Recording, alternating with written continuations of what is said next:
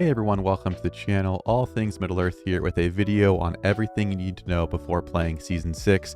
Previously, we've only covered speculation type of content on Season 6, but now that it's been out for a little while, I wanted to put together a shorter guide so you can know what to expect if this is your first time jumping into the new season.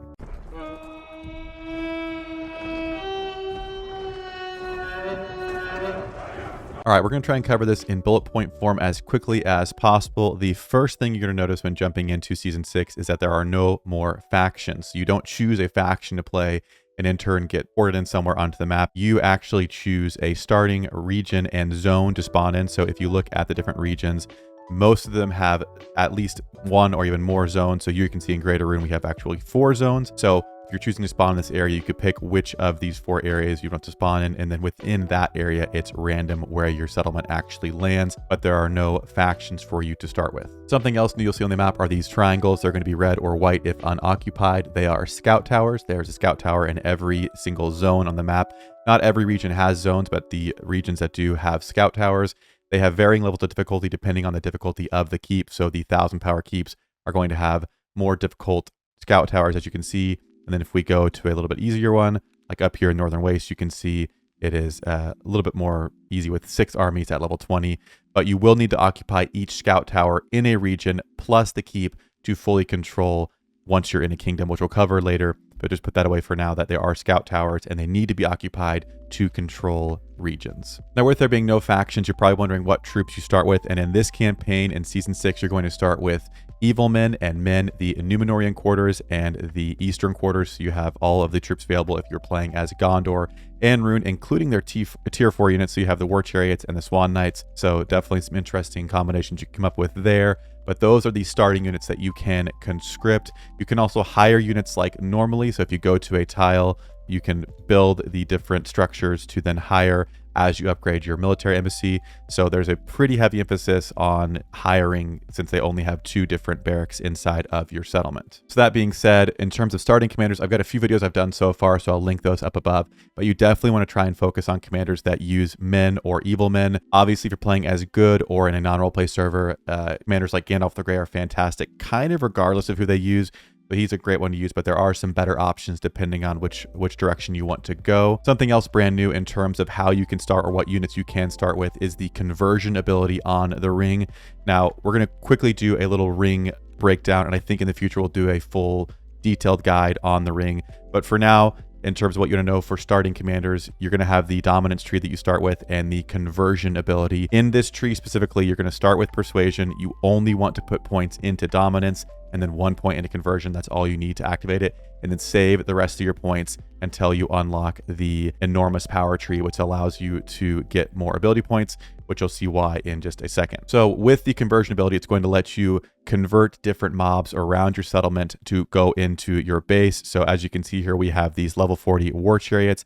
I can go in here, I can click convert and bewitch them for 10 ability points. That's why you want as many ability points as possible as you get going. But as you can see here, I have 100 War Chariots and I have 6 Halberdiers, and I also have 625 Dragoons. So all those numbers are going to, the Dragoons and the War Chariots are going to double. I have a bunch of the Halberdiers, so we're going to stick 1,000 more of those guys getting in here. But as you can see, they're making their way to my settlement any moment now. And here you can see 200 War Chariots. We now have 15,900 Halberdiers, and we have 1,250 Dragoons. Now, I'm in a region where there are evil men, but it doesn't actually make a lot of sense to hire evil men units when I have them conscriptable for me. So I would suggest when choosing where you want to start in the map, pick somewhere with a unit not in that starting barracks. So for example, we could check somewhere down here. So as you can see over here, for example, when converting units, you want to try and convert units that aren't already available for you to conscript. So here we have a different variation. We have some elves. We have the March Wardens here for more elves. We have some Reapers here. We actually have some more evil men, but we have the Fallen, so another tier 4 unit.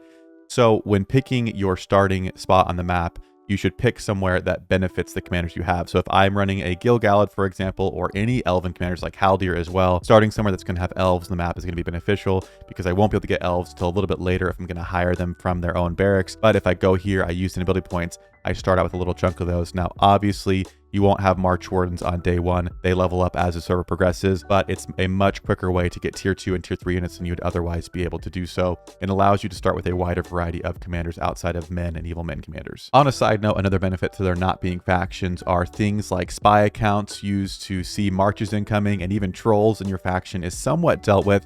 I'm sure people will figure out a creative way to still be a thorn in people's sides, but if someone is not following the direction of your group and is really hindering what you're trying to do, you can remove them from the group, from the fellowship they're in your kingdom, and then their tiles will turn red. So there's no more having to betray players who just won't go with what their group is doing. If you have one player going against the 100, you can remove them and they become the same as an enemy. So there's a lot of incentive for players to work as a team, because if you're not in that group, you're not a part of that team. Same thing with spy accounts. If you have spy accounts, you throw them into someone else's faction, you can watch all the marches they have incoming. That's not going to be possible unless someone is really, really good at faking it, which I'm sure people do, but I think it makes it a little bit more inconvenient. So hopefully we don't see any spy account or just the troll stuff that players just go against what everyone's trying to do just to try and make everyone stay hard.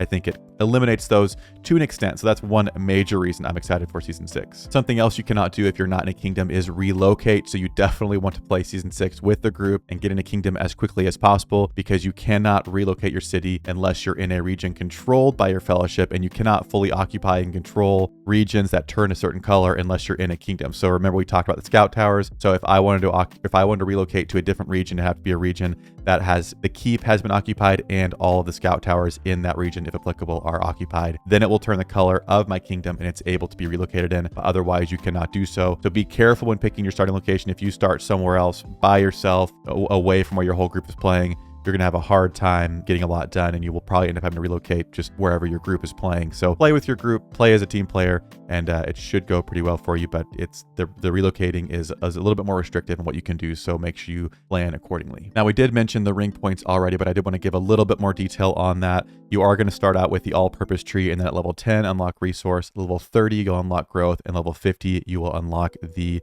fort logistics or military fortifications branch. So you want to start over here. And to be honest, you're gonna start with persuasion and dominance. The only thing you should buy in this tree is conversion and dominance, which I already covered. So do that as often as you can, but you're gonna have points that are sitting doing nothing until you get to the next tree. So don't worry about it. Don't worry about getting the new stuff.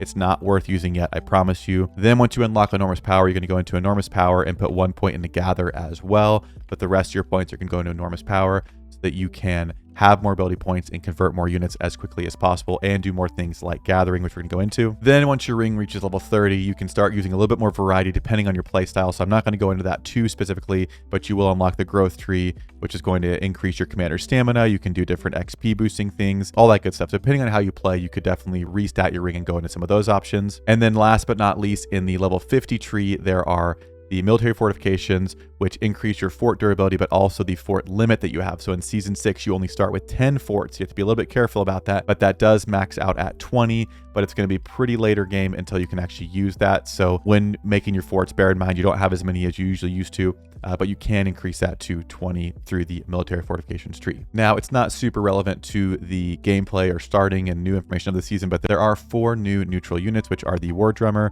the Spear Thrower, the Shire Protector, and the Woodman. So neutral units, the new ones and all the other ones we have, are definitely something to take into consideration when starting out. If you have a commander who really benefits from a certain neutral unit, you should definitely consider starting in that area, provided it's somewhere where your group can all benefit from. You don't want to go somewhere where only one commander benefits. You want to try and find a sweet spot where you can hire a lot of units for different commanders, where there's different neutral camps you can capture, and also have access to a Ring of Power, one of the capitals, as quickly as possible. But that's going to do it for our video on Season 6. Hopefully you found it helpful. There is a lot more we could cover, but I wanted to put things out here in as condensed form as possible. So if I missed any major things that you felt like were a big surprise to you in your Season 6 experience, please comment those down below. I'll pin any comments that are very useful in terms of information. So check those after you watch the video to see if there's more tips and tricks you can pick up to have the most efficient season possible. But that's going to do it for me in this one, and I'll see you all in a future video.